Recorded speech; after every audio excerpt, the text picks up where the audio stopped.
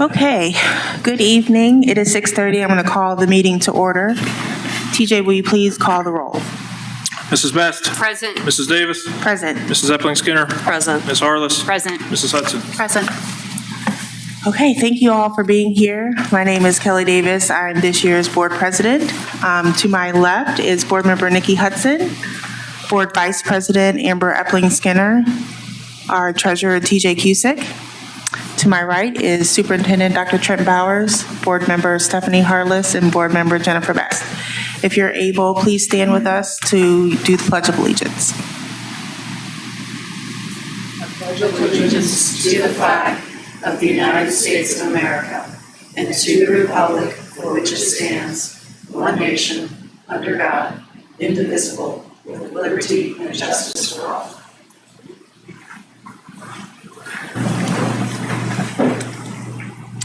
Thank you. May I please have a motion to approve tonight's agenda? So moved. Second. It's been moved and seconded. Are there any questions or additions or subtractions?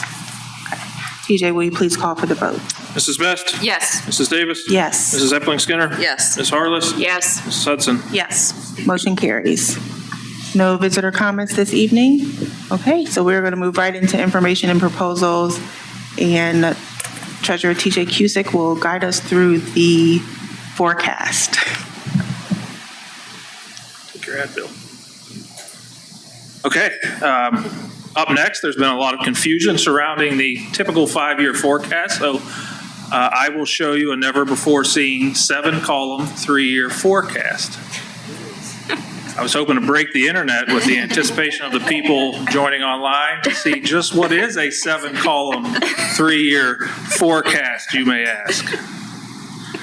Well, we typically, since I've been around 20 years, we've done a 5-year forecast. School districts have always done a 5-year forecast, which is 3 years of actual data and then 5 forecasted years. During this budget cycle, there was a lot of discussion, primarily around cash balance levels that school districts have right now. And so many at the State House said, why don't we do a 3-year forecast? Why do we have to do a 5-year forecast? The state only does a 2-year budget. Why don't we just do a 3-year forecast? We never got a real good answer as to why. I'll let you ask them.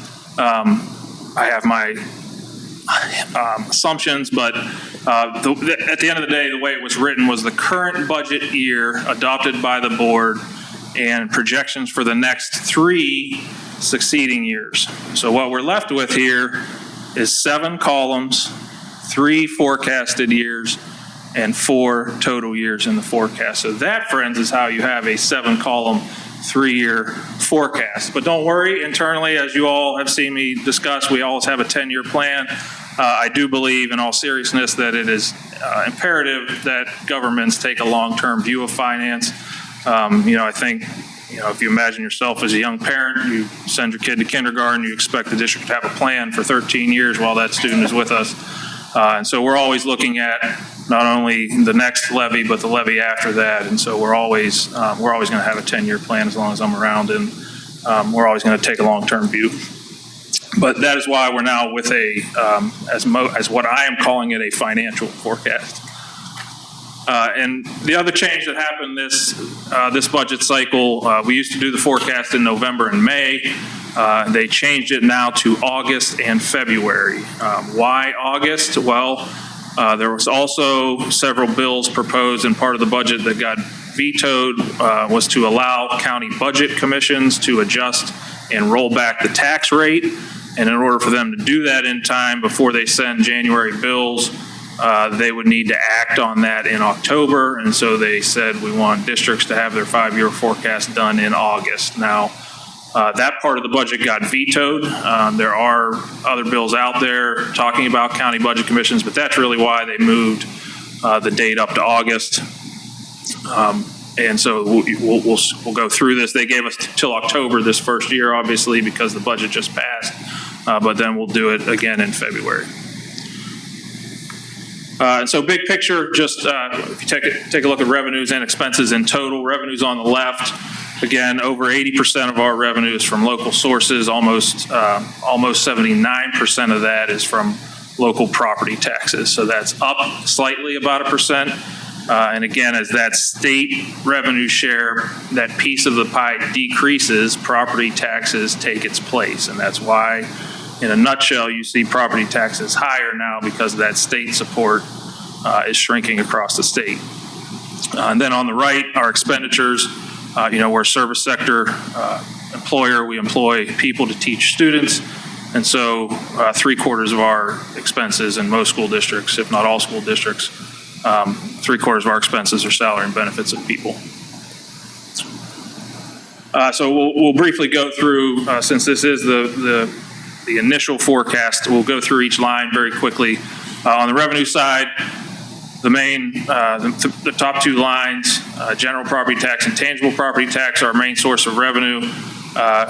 General property tax is residential and commercial. Tangible personal property tax is utility tax. And so what I've done below these charts is shown you in blue the prior forecast and from last May, and then where we're at now.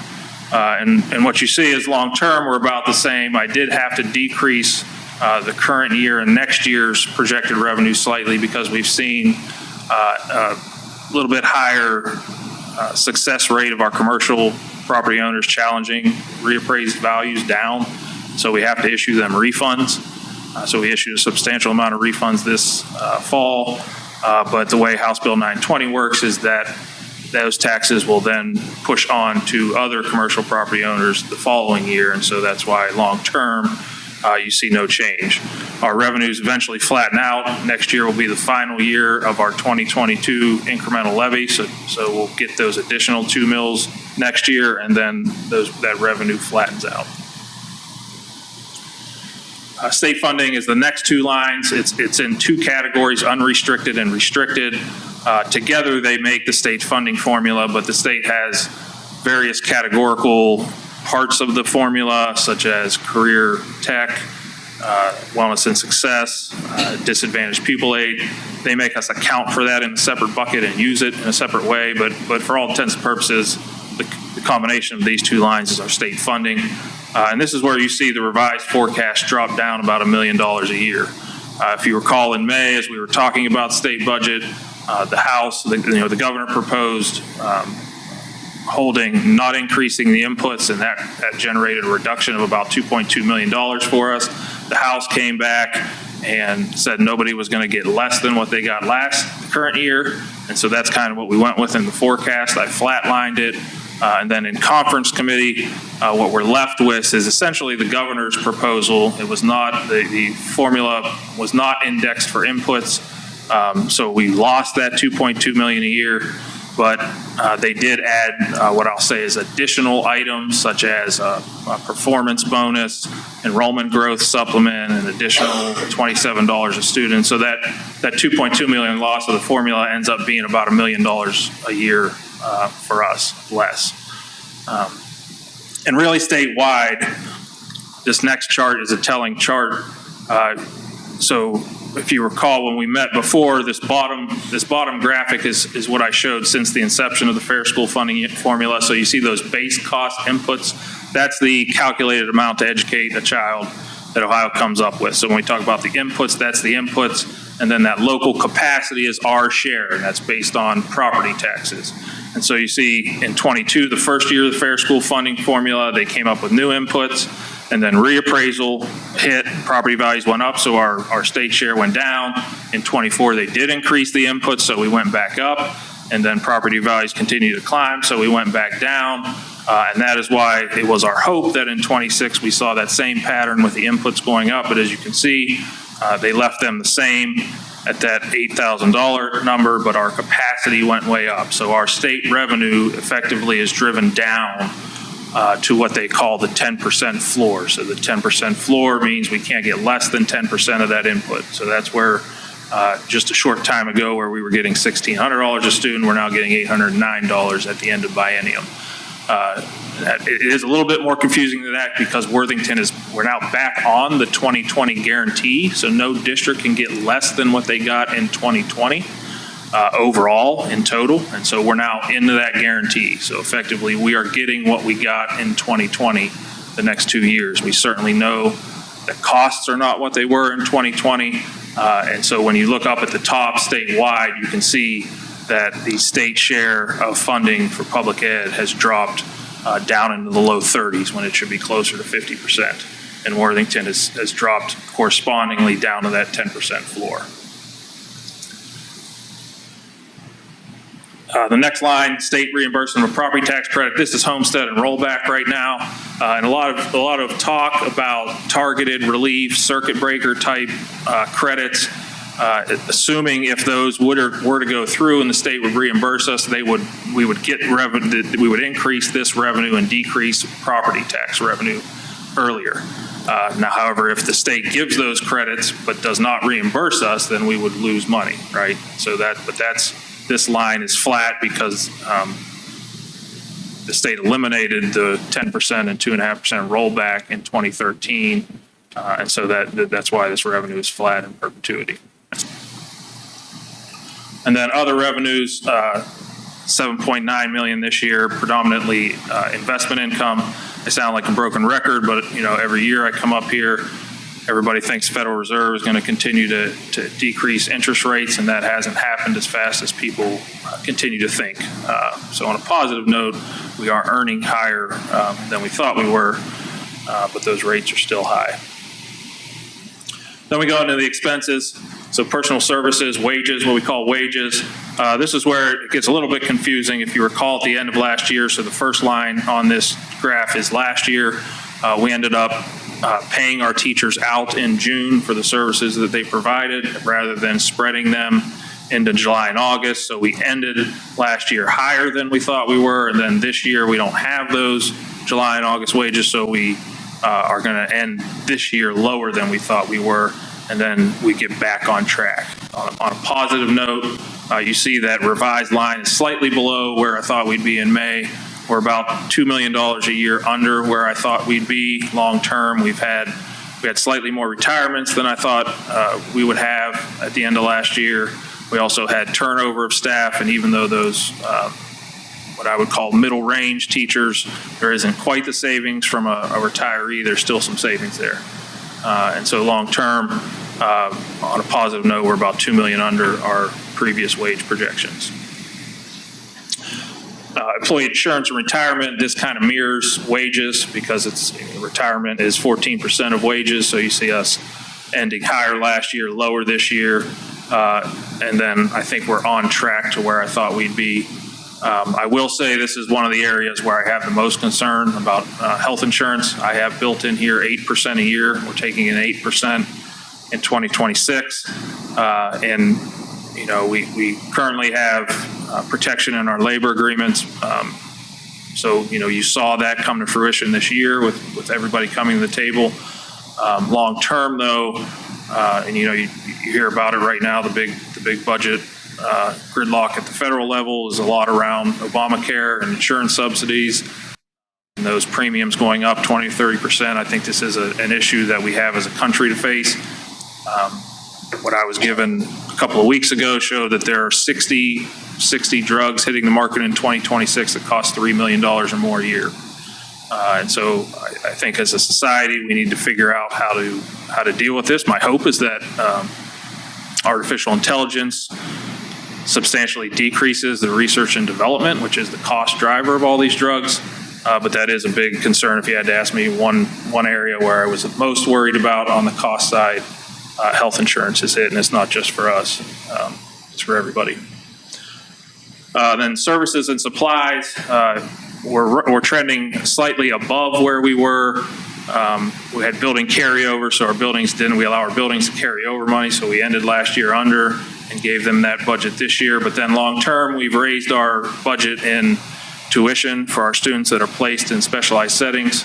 The number of students haven't grown. There's only a couple dozen there, but the cost that those entities are charging us has substantially grown. And again, that's the cost of education. Why the state didn't recognize that and adjust the cost inputs is beyond me, but we're seeing that on the contracted outside. So we have adjusted up those budgets in the future. And then capital outlay, you remember we transferred $48 million into a capital reserve fund. So then I also picked up most of our capital expenditures. So you see our revised numbers are pretty much next to nothing on the capital side because those capital expenditures will be taken out of that $48 million that we set aside. So, I've walked you through each one of those lines. At the end of the day, what does it mean? Here's our 10-year projections. You can see down below the red and blue lines are pretty close to where they were before. No real change. And you've heard me say this over the last several years. Absent a major shift in property taxes, our forecast is pretty reliable now because it's predominantly based on local property taxes. So you see the red line went down because that's the effect of the $48 million transfer out.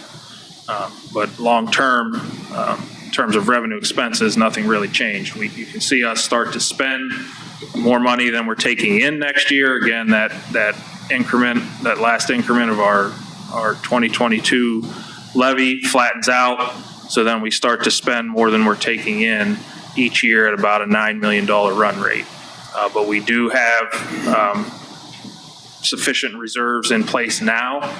So you see we don't actually dip below that targeted minimum fund balance until FY30. So that targeted unreserved balance is what the board has said. It's 60 days. It's the recommendation of the GFOA. We'll start to fall below that in FY30, which is why in 28 we would, in the fall of 28, which would be fiscal 29, is when we would look to have that discussion on levies.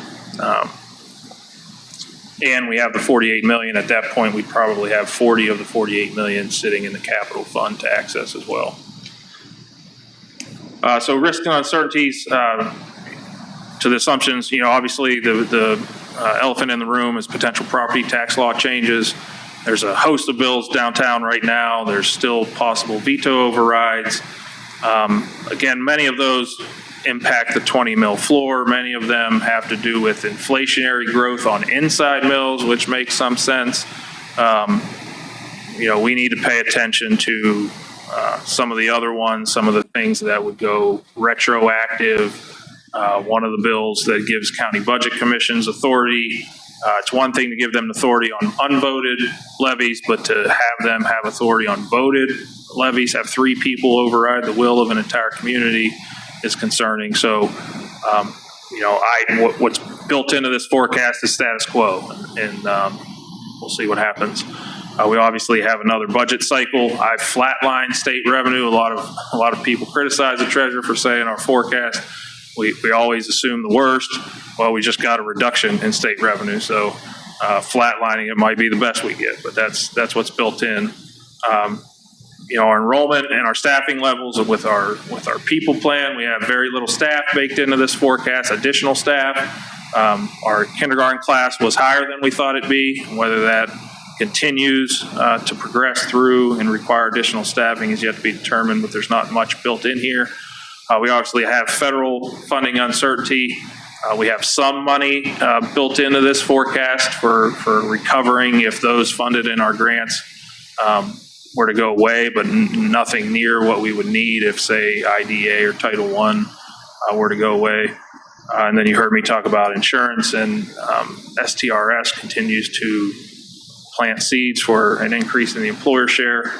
And then lastly, I would be remiss if I didn't mention artificial intelligence. On the operational side, we've done a good job talking about it on the educational side, but I think as a entity that employs 1,500 people, we can't ignore the fact that some job disruption probably will occur down the line and hopefully make us more efficient. But those are all the risks and uncertainties to the assumptions that I'm using. And with that, I'm happy to answer any questions. Thanks, TJ. Does anyone have any questions for TJ? I'll start. Thank you, TJ. I know that you went over this with the Treasurer's Advisory Committee and the Board Committee, and there was a lot of side comments about other things like levy types and property tax, but I'm not were there any concerns with the actual forecast? No, I think one of the things we talked about, and I guess we'll have to, obviously everybody's watching Westerville. They're asking for an income tax. What the state is asking, what the state is suggesting is that we, in order to lower property taxes, we look at other means like a sales tax or an income tax. And so we'll see. We had some discussion about whether that would be a good fit for Worthington. Historically, suburban districts haven't supported those, but times have changed. And my point of all that is to say that I think we can wait until 28 for a property tax. If the district were to want to pursue an income tax, it's not out of the realm of possibility that we would do that in 27, because a new income tax is about 18 to 24 months before you actually see the revenue, because nobody voluntarily starts to withhold it. And then a lot of people forget it's even there the following April. And so it's a very big delay.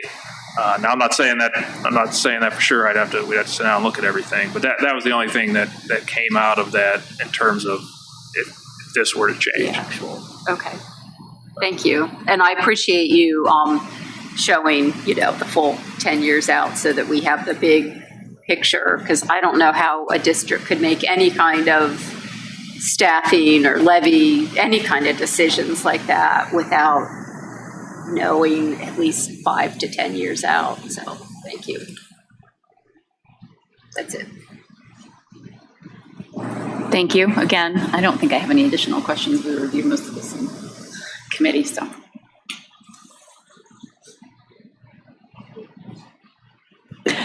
Yeah, I was just looking through my notes from the Finance Committee. We really kind of dug into it a little bit there. The only thing that I'm seeing that maybe we didn't talk about, and you touched on it, with just the federal funding and, what that could mean if that went away. And I know in TAC in the past you've had kind of a plan B, plan C, plan D. I mean, is that something that you sort of have prepared for some of these unknown? I mean, just forecasting in this kind of an atmosphere is just, bravo for what you put together, because this is incredible, the uncertainty that you're under. Yeah, the good news is for this year, our federal funding is guaranteed. I wouldn't say guaranteed, but it's been approved, it's been appropriated. We shouldn't have an issue with that. Moving forward, whether some of the Title III funding goes away, I have a hard time believing that Title I or IDEA, those are our two biggest programs, would be in serious jeopardy. Title III maybe, and so we hired 2 bilingual assistants, so I have $100,000 in the general fund built in case we have to move them over. Certainly I couldn't, these numbers would change if we had to absorb all of Title I and all of IDA and all of food service. That's kind of a doomsday scenario. What I think is more likely and worrisome is that federal money gets pushed to the state, and then the state comes in and gives us less in state funding because they see the federal funding, and that's not the intent of those federal dollars. That's a more likely scenario, I think, even though it's as concerning. So I don't know if I'm answering your question.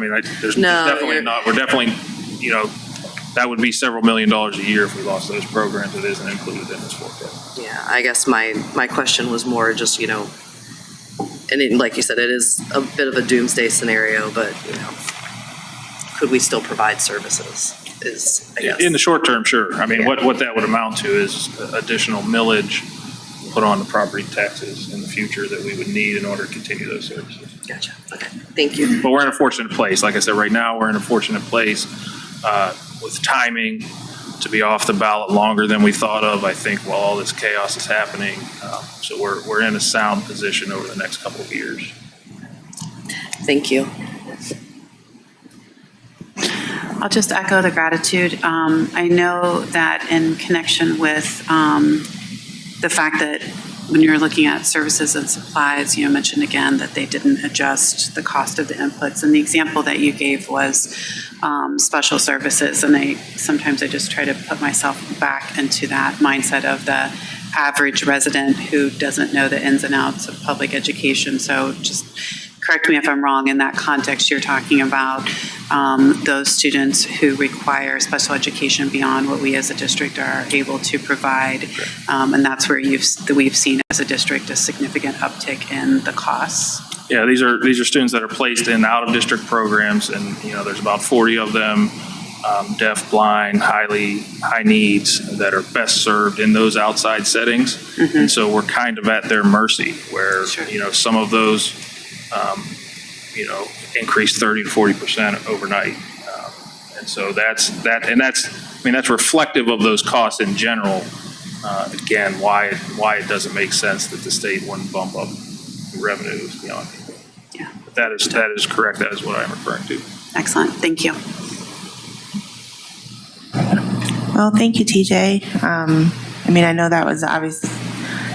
I know that you're looking at numbers all year long, right? And you're always being innovative and trying to see where our district falls. And so I appreciate that you could pivot from a November forecast to an October forecast relatively seamlessly, right? And so thank you for all of your work and the work that your team does. I think that it's hard to understand some of these numbers and how they fall and what's what and who's who. So I appreciate you. Thank you for that. We'll look at this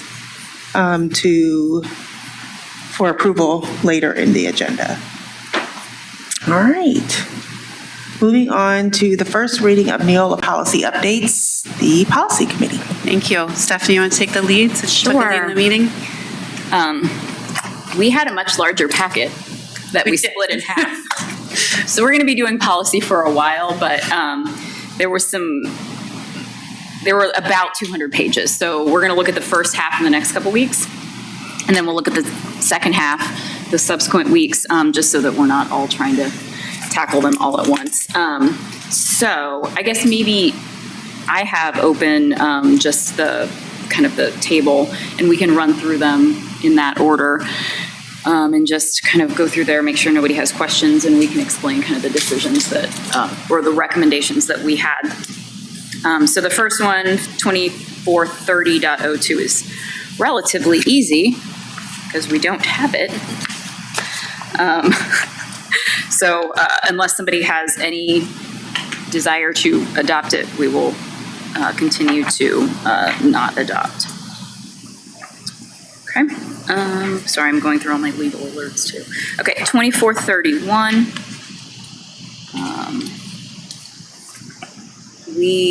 I added a period, but other than that, Nikki and I didn't have any additions. Did anybody see anything that gave them pause? Okay. And you see that we did not add the optional language. Everybody, okay. 3130. We had no changes to that one either. Did anybody have any challenges with that? Okay. 5130. We didn't have any changes either. Absolutely. Sorry. And this, I feel like maybe came up in a later policy, but Sure. when I was going through the initial look at these, so the language that's struck, talking about the administrative guidelines and basically the assistance that's offered to the student, and we struck that. So are we no longer offering that, or is that somewhere else, or? Let's see. Do you remember, Nikki? Yeah, I believe it's just that we're not spelling out the Yeah. details in the policy. Yeah, So we do comply with revised code 332113B1, which is where that is laid out, and we're just taking that general high level as to what we put in writing. Okay. Okay, thank you. Okay, 5136. So this is their personal communication devices, and if you guys remember, we went ahead and adopted it because we wanted to do it before the school year started. There's this one got a little hairy just because there's a lot of changes. For the most part, I think we're keeping our original language, but I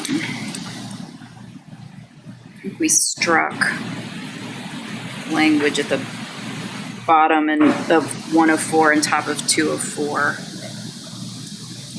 So that we kept our language and did not adopt Neola's. Stephanie, do you think it's fair to say really the heart of the policy is the same? It is. There's just a few places where we felt like the language that they proposed was a little bit more clear than ours, and those were the only places where we changed it. It wasn't like a substantive change. Yeah, I think that's fair. Yeah. Did anybody have anything? I have a question. A couple Yeah, things. go. Were you, sorry. Go ahead. So when it's talking here on the first page about grades 6 through 8, and then it talks about grades 9 through 12, essentially the policy is the same for those two, right? I know we have the smartwatches included in kindergarten through 5, but should we bring some of that language down from the middle school, talking about students may use cell phones before and after school, into the high school, just for consistency? It's kind of nitpicky. I don't know. I'm just. I don't think that. If they're the same policy, I just thought maybe they should mirror each other. I wonder if we pull it out and say that that applies to everybody. Because the littles can still have it before and after school. They're not in school. So I wonder if we just pull it out from the grade bands and put it in a general. I support that. Yeah. Okay. Yeah, I think maybe, I'm thinking back to when we first were talking about all this, and I think that's where the smartwatches for the elementary came in. So maybe that's why we broke it out into the different grades. But maybe there's a way to do that where you can, Yeah, I think if we specify cell phones, we're okay. Yeah. And then the other spot was on the second page. It's just kind of like halfway down. It's after the struck language, and it starts with using a PCD to capture, record, and transmit, blah, blah, blah, blah, blah. And we say during the instructional day. Is there a concern about like extracurriculars being included in that? I know later in the policy on like page 3, we say during school-related events and functions. So I didn't know if we needed to like mirror that in that spot too. You see? I see exactly what you're saying. Candidly, if you're on school property, you shouldn't be doing that, regardless of the time of the day. Yeah. I think we have a separate policy. We should check that, because I think we have a separate policy that covers recording and all of that, like with any devices. I think you're right. So maybe then you don't even need that. Yeah, exactly. Sentence, Yeah. just, Or at least it should be consistent with that Yes. other policy. yeah. And I think that's all I have. Yeah, maybe can you reference that other Good catch. policy right here? Like, Maybe. Yes, yeah. We may be able to just take it out if we have it.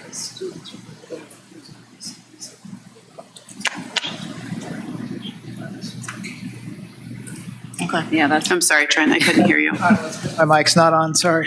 I'm over here mumbling to Stephanie. I said, what if we just took that whole paragraph out? Like the sentence before it says, students are prohibited from using PCDs in a manner that infringes on a person's reasonable expectation of privacy. Yeah, then it's duplicative. just- It's redundant. I Yeah. agree. Okay. okay. So we'll take out the following sentences and we will, let's see, we didn't adopt the option. So then we would take that out until students are expressly prohibited. Is that, okay. Correct.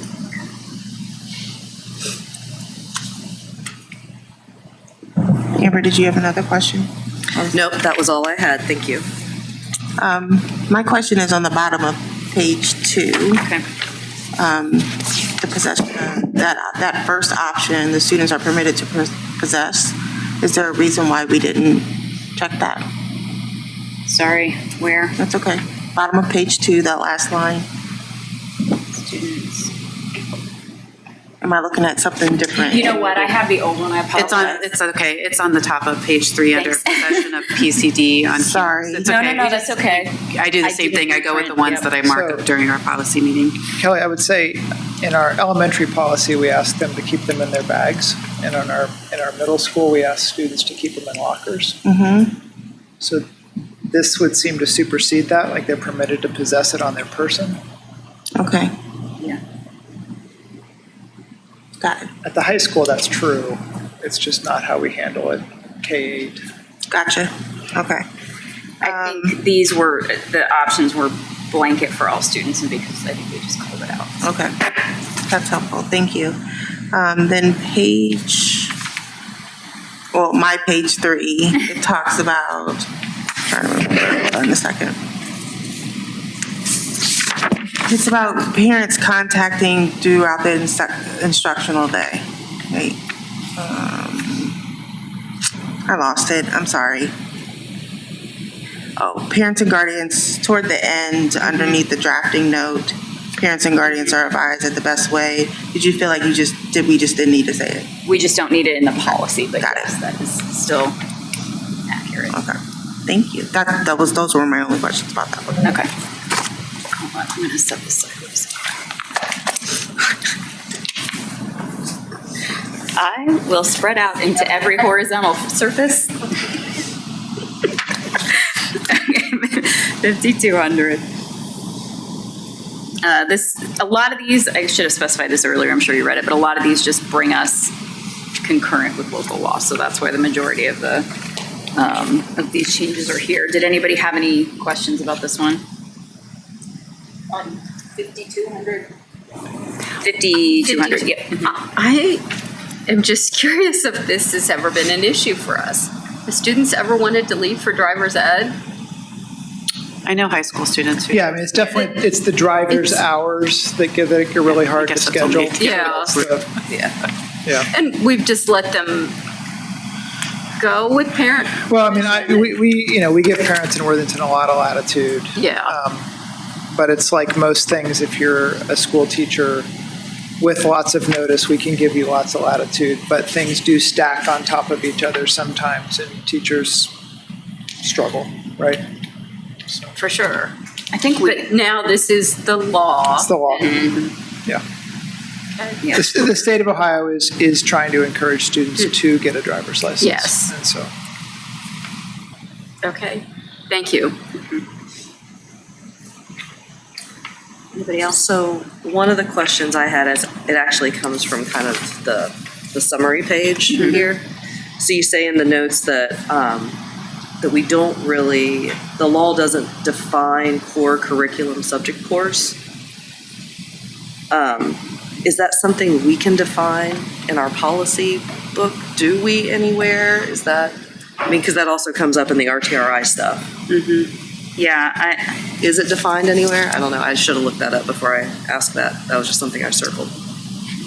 we define it, no, we don't.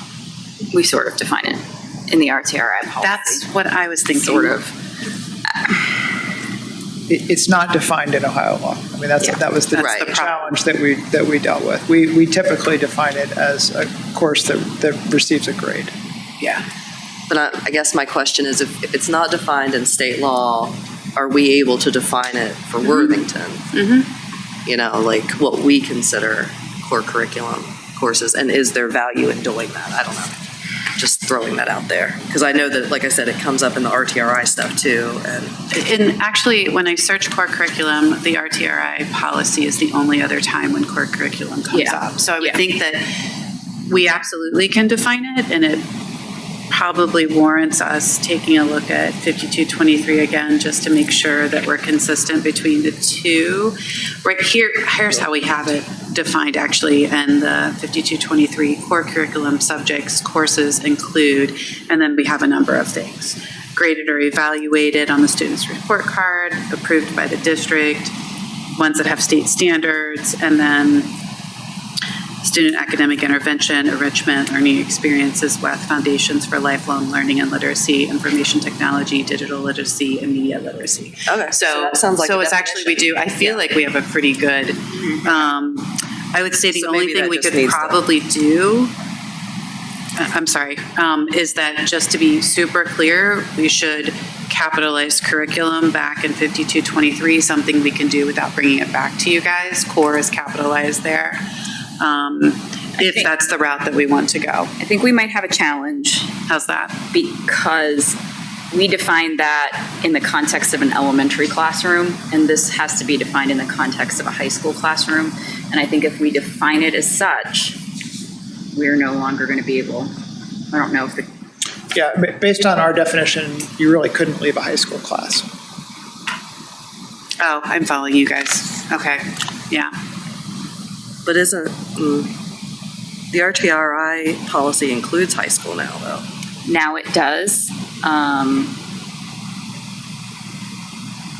As a pullout, not as a course. So yes, technically. But so a student under that policy could leave, say, a study hall, Right. right, to do that. If we want to define it that way for driver's ed, I guess you could. But it But restricts I think, everything. I think it would be more Okay. restrictive than we probably want to be for driver's ed Yeah. purposes. Okay. We could create definitions for different bands. Right? We could create elementary, middle, and high school core curriculum definitions. We can, and that's something we could probably put on a list of things to consider going For the forward. next. And for the purpose of the fact that it right now only appears in these two policies. What if we struck that line from G? So what if we struck, provided the absence does not occur during a core curriculum subject course for G? So therefore, we're giving you more latitude for driver's ed at the high school, but we're keeping core curriculum intact for other things. As long as you're comfortable with that from an administrative standpoint, I don't see an issue from a policy standpoint. Is that the only time it's referenced in this policy? Core curriculum referenced in this policy is under the driver's ed I don't know section? the answer to that. That's the only time I saw it, but I don't know. We weren't that careful with it. Is that,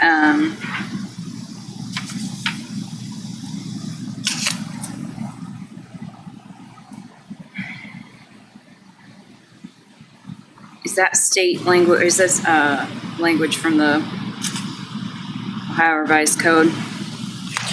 So we could Sorry. follow up and verify that. If we could verify that that language isn't required to be in our policy, that that's not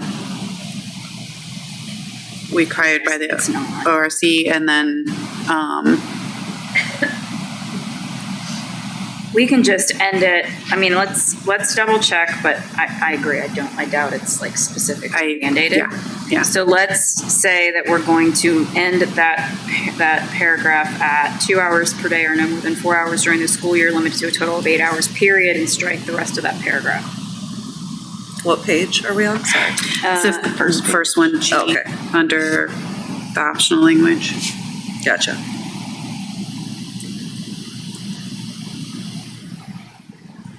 So we'll just strike it, starting at, Starting at provided, but we will keep students who miss school to attend a driver's education course are required to complete any missed classroom assignments. yeah.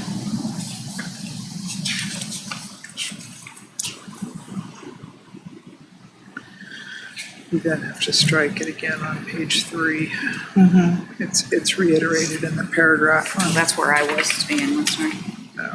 Yeah, it's on page 1 and page 3. Okay. Yeah. I skipped 3, sorry.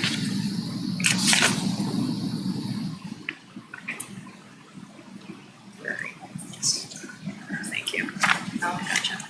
And that's the only time that is core curriculum is referenced in this policy. Those 2 times. Okay. Okay.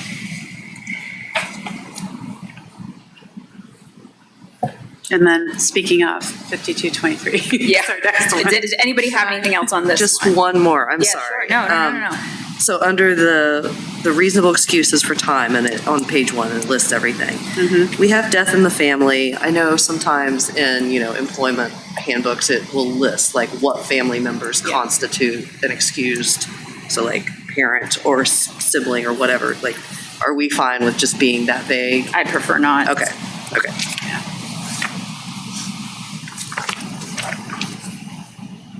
Okay. 5223, the policy that never dies. All right, does anybody have questions about the changes that we made or anything that we did or didn't add? It's just putting us in compliance, right? I mean, they made the change that we had to open it up to high school and maximum 2 or whatever it is. I mean, yeah, maybe you could walk us through the compliance. Yeah. So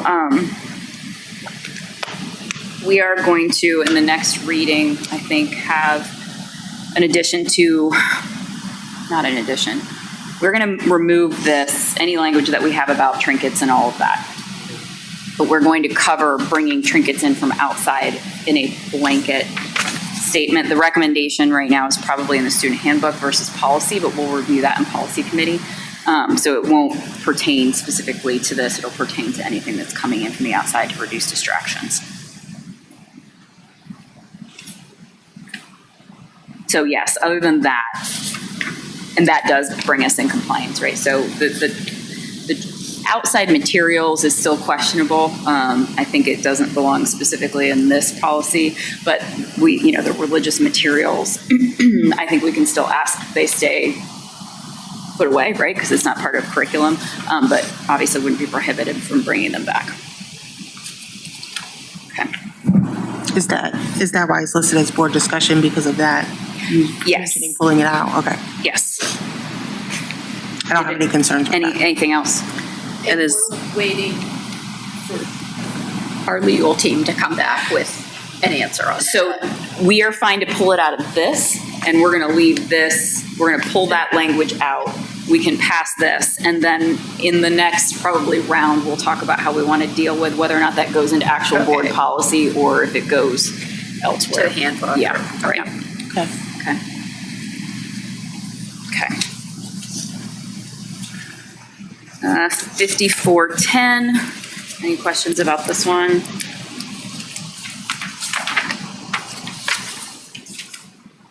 We really skinnied this one up, so. Okay. 6109. TJ, I don't want to put you on the spot. Are you comfortable talking a little bit about? I don't want to put you on the spot, but I will.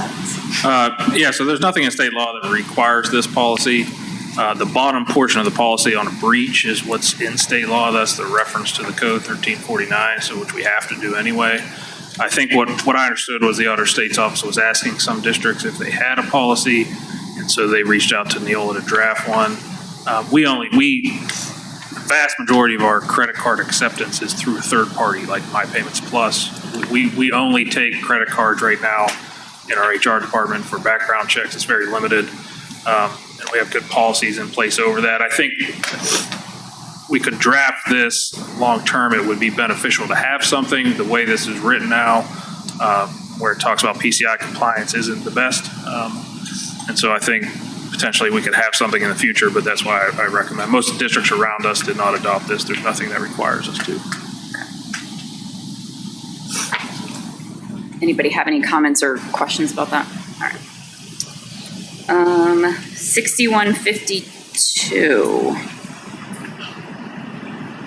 Anybody have anything on that one? Nothing. Okay. Yes, we couldn't, well, got big ones on the next one. Okay. 6830.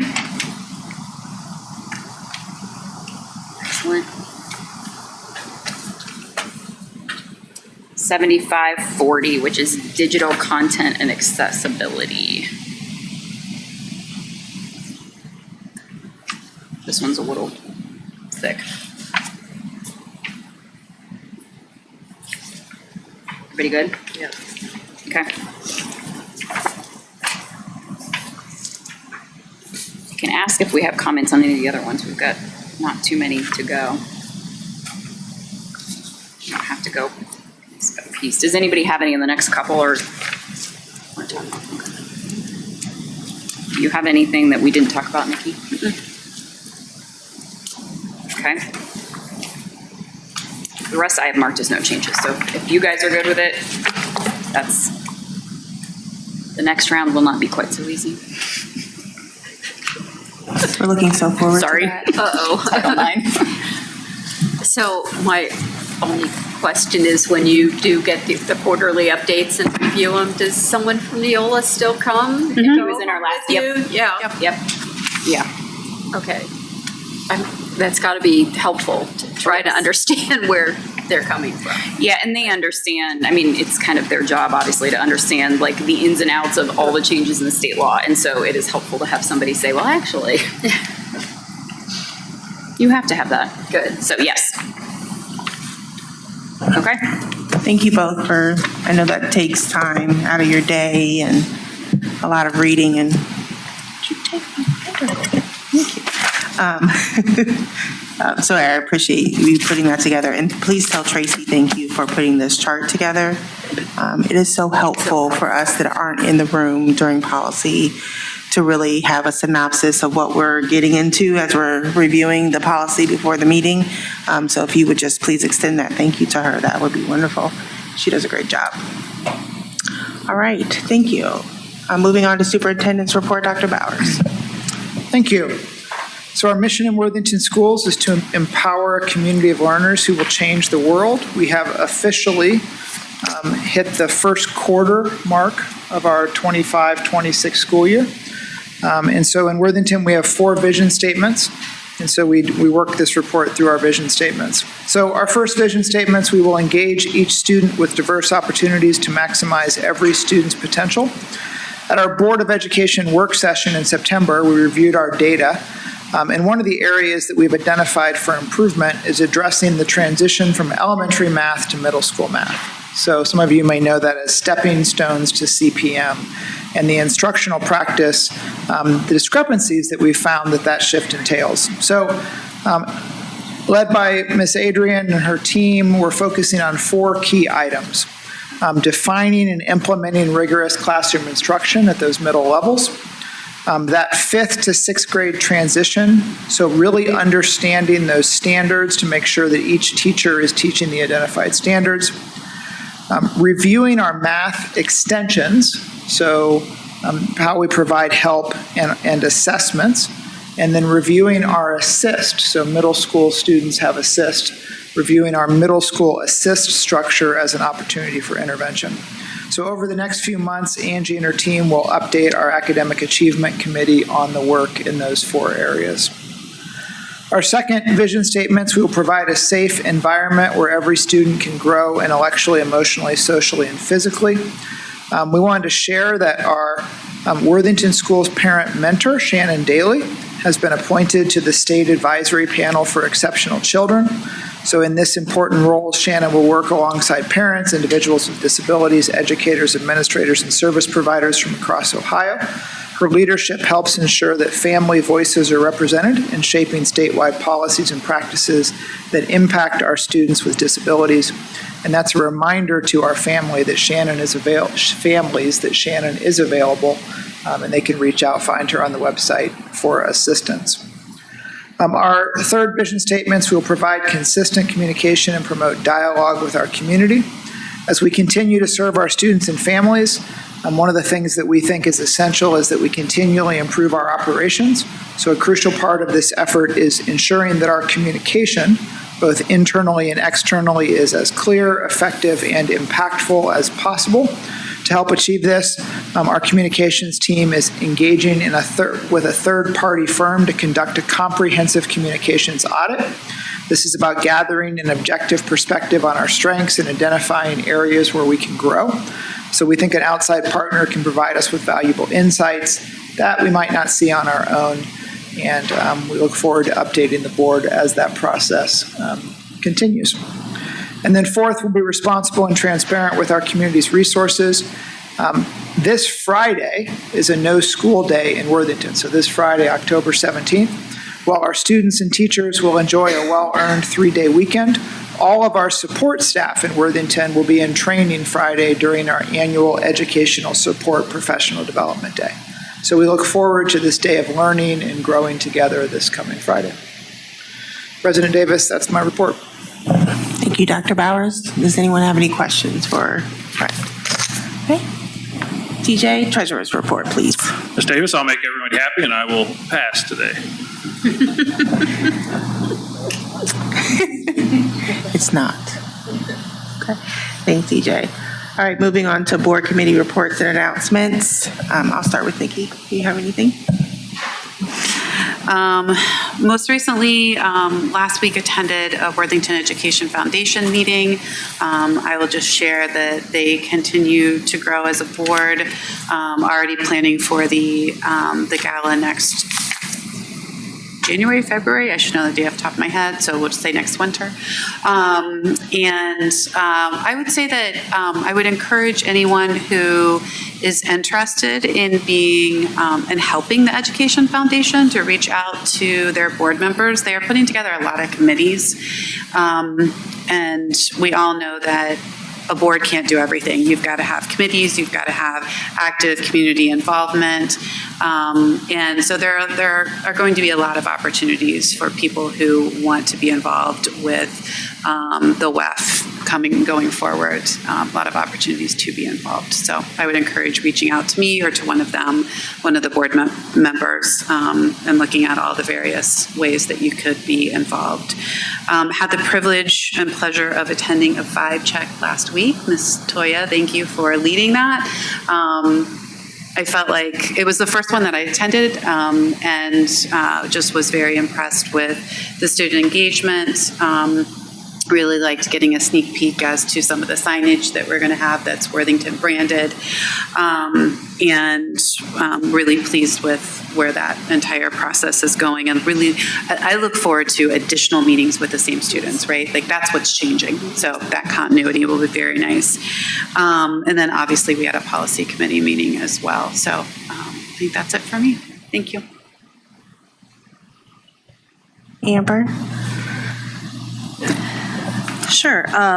Building off of the vibe check, because I was there at Worthington Kilbourne with Nikki for that one.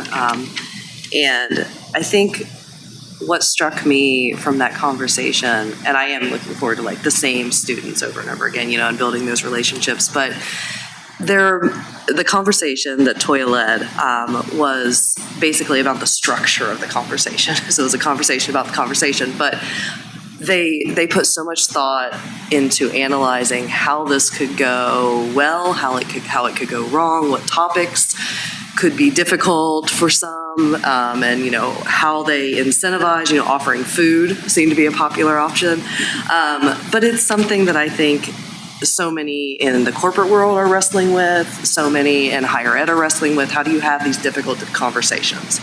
And so Principal Thomas, you know, made the point that, well, maybe for the first one, we start out with, you know, because we often have so much in common that, you know, more so than what we have different. So what if we started with a conversation about something that they can all agree on? And so that seemed to be something that they really appreciated in the room. But, you know, like, just the exposure that I'm thinking about this program like a year down the road, you know, and being able to facilitate difficult conversations that foster critical thinking, that help them better understand their world. It's just such an exciting thing to watch being built. And I love the students, you know, enthusiasm for it and their thoughtfulness. And Toya, I'm just so thrilled that you're leading that because you're doing such a great job. So that was kind of my takeaway that I'll just add to you with the vibe check. That was just a really good afternoon. Finance committee we kind of covered. So I don't know that I have anything that TJ didn't already go through with that. We had the communications committee earlier. March 5th is the state of the schools. So Vicki and her team are already working on that and the fun videos that I'm already looking forward to. We talked about the website and the new chatbot, Worthy, and some of the top questions it's getting are about the calendar and the lunch menu and Infinite Campus and kind of the things that if you're a parent and you've ever gone to the website, like you've probably searched for those things. But it's, you know, still being trained. It's really intuitive, but there's still some work there to do, and that's just really exciting that we have that on our website. But you also still have the search bar where you can still search for things. So whatever way you feel comfortable looking for information. There's some ribbon cuttings planned for in 2026, Natatorium, Thomas and Kilbourne. So that's exciting to think of like those construction projects coming to an end and celebrating that with the community. We talked about engagement and clicks and what kind of content gets a lot of play on social media, and the team is so good of posting every day and posting stories and posting on Instagram, and they're everywhere in my newsfeed, no matter what platform I'm on. But some of the most popular videos I thought I'd share, Toya's Style Drop was at the top of the list, which was a great video. The Natatorium with the seniors, if you saw that one, where they were all jumping in the pool. So those are two of the popular ones. But, I think that the team's doing a great job sharing the great things that are happening here in Worthington. And I think that's all I have. Stephanie? Jennifer and I went to a vibe check at Thomas. And I will echo what everybody said. They're great, and I'm really looking forward to hearing from the same students over and over. And obviously, Toya's knocking it out of the park. That kind of goes without saying. But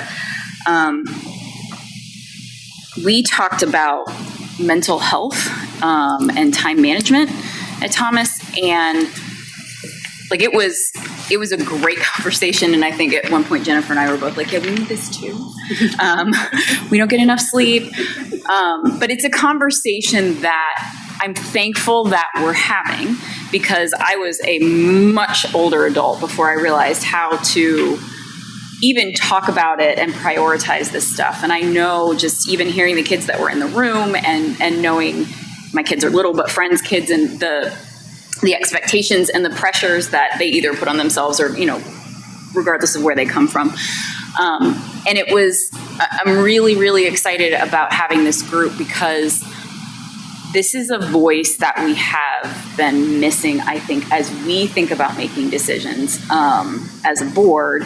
And I can only speak to that perspective, but there were things that they said, no, we need this. We want to talk to peers about time management and have an adult in the room, which is potentially different than we would as adults think about a program that would benefit them. So I think, Nikki or Amber said, as this grows, it's only going to get, better and better. And having that kind of finger on the pulse of what they're thinking and feeling and what works for them is going to pay huge dividends. And they are talking to their friends after these meetings and going back and getting feedback. So we're getting more perspectives than just the kids that are inside the room. So I'm super excited about it. It was great.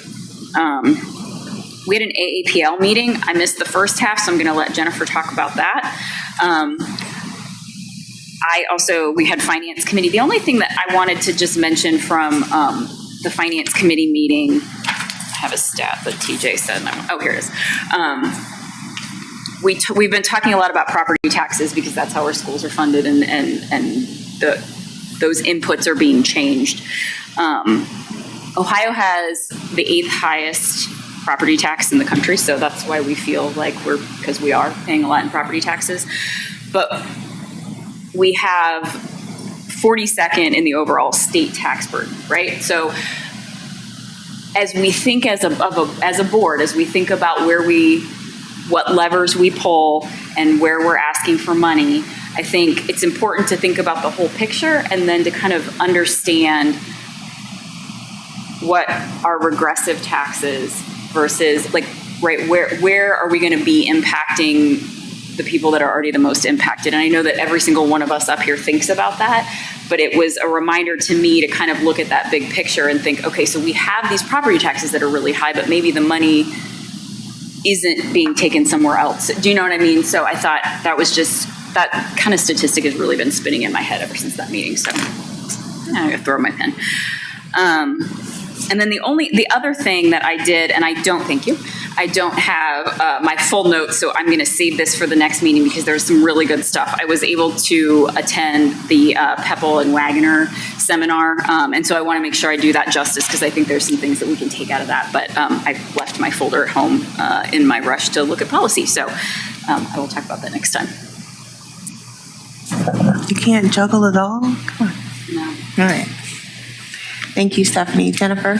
Okay, I'm going to try to do brief follow-ups because I think most of my meetings, someone else has talked about a little bit. Our student vibe session, Toya's doing a great job. I really like that we're promoting the students going out and talking to their friends and gathering information from a lot of people. And what surprised me, what Stephanie mentioned, is that the students want to hear about mental health or time management from other students. I don't know that that's anything that I had really thought about. So that was something really good that we learned in that meeting. Our AAPL meeting in September, we talked about 2 different topics. We talked about the Professional Learning Day on November 4th.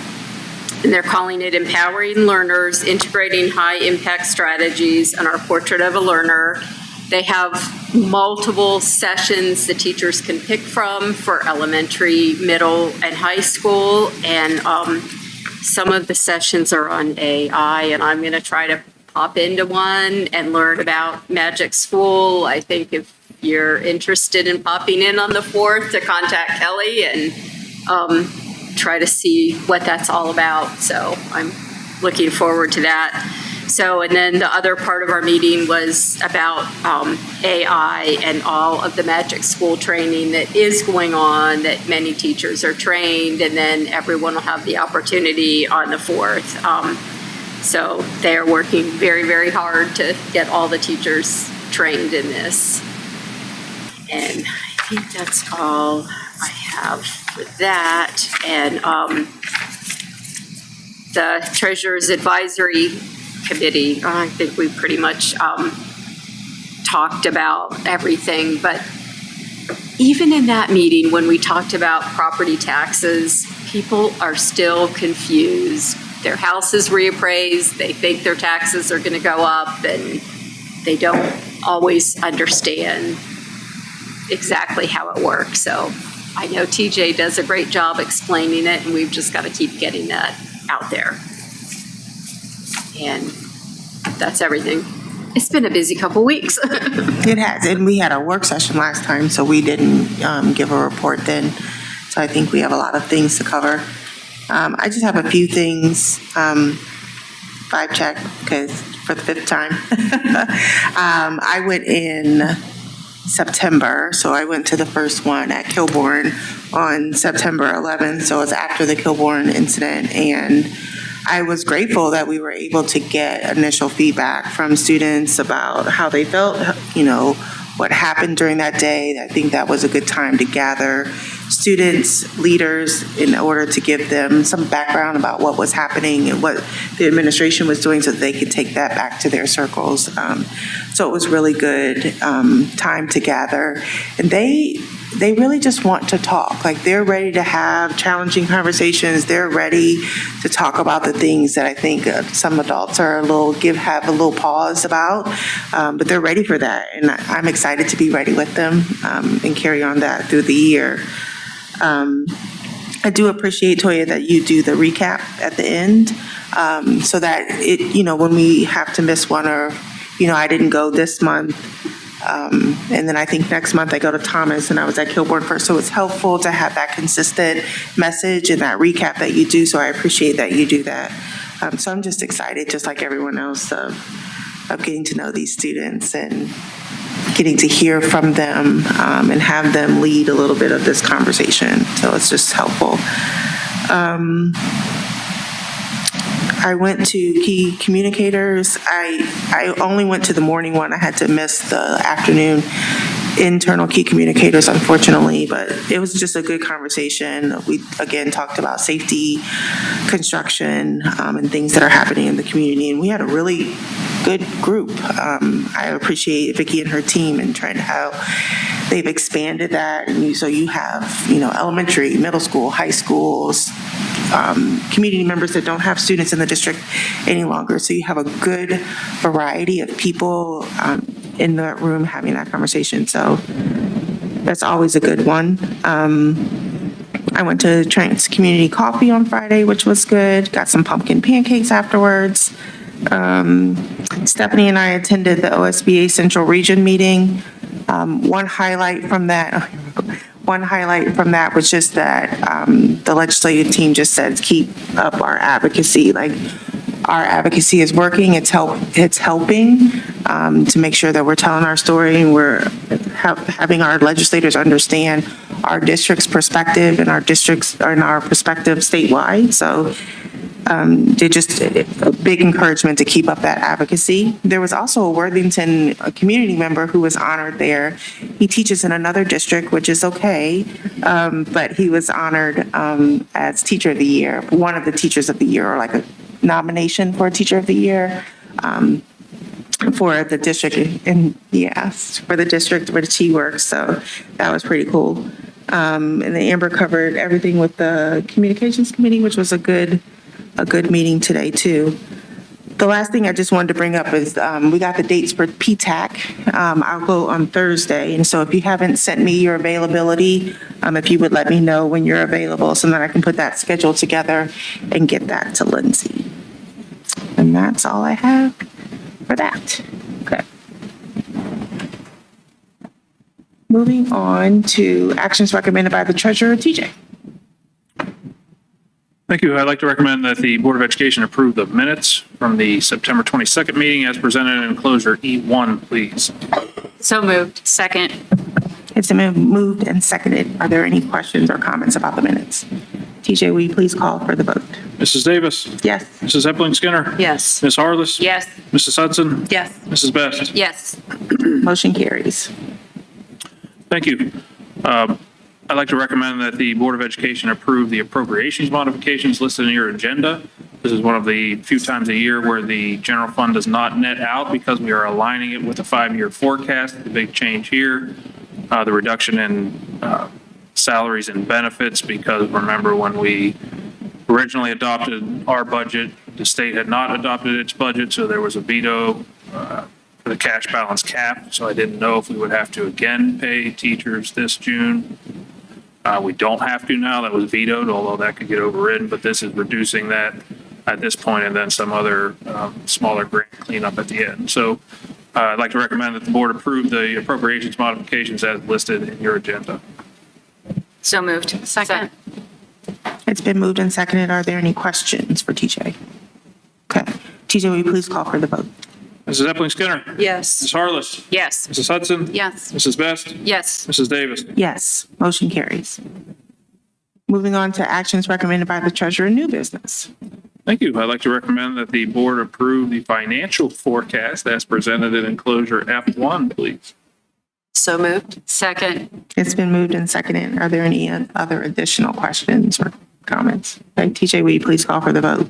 Ms. Harless? Yes. Mrs. Hudson? Yes. Mrs. Best? Yes. Mrs. Davis? Yes. Mrs. Epling Skinner? Yes. Motion carries.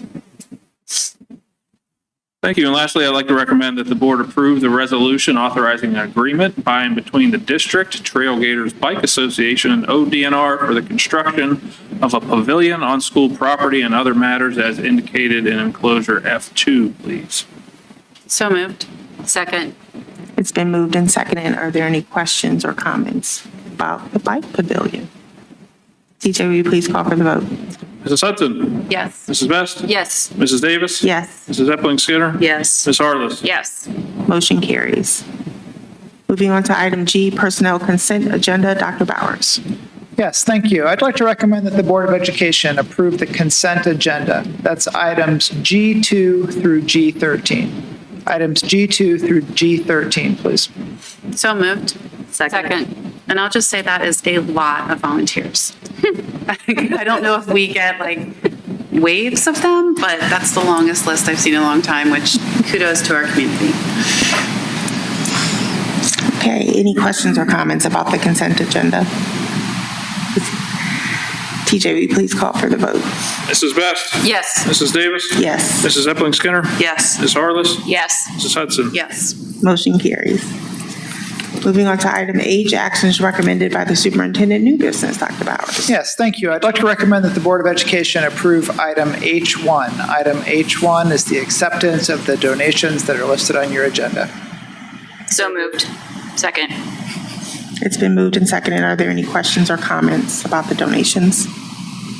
TJ, will you please call for the vote? Mrs. Davis? Yes. Mrs. Epling Skinner? Yes. Ms. Harless? Yes. Mrs. Hudson? Yes. Mrs. Best? Yes. Motion carries. Thank you. I'd like to recommend that the Board of Education approve item H2. Item H2 is the approval of the resolution confirming the impracticality of busing to newly enrolled students at Columbus School for Girls. Item H2, please. So moved. Second. It's been moved and seconded. Are there any questions or comments? TJ, will you please call for the vote? Mrs. Epling Skinner? Yes. Ms. Harless? Yes. Mrs. Hudson? Yes. Mrs. Best? Yes. Mrs. Davis? Yes. Motion carries. Thank you. I'd like to recommend that the Board of Education approve item H3. Item H3 is the recommended motion to approve the continued enrollment of a Thomas Worthington senior at Thomas Worthington. So moved. Second. It's been moved and seconded. Are there any questions or comments? I just want to say I love that we do this. I always did it. It always makes me smile. Anyways, go. TJ, will you please call for the vote? Ms. Harless? Yes. Mrs. Hudson? Yes. Mrs. Best? Yes. Mrs. Davis? Yes. Mrs. Epling Skinner? Yes. Motion carries.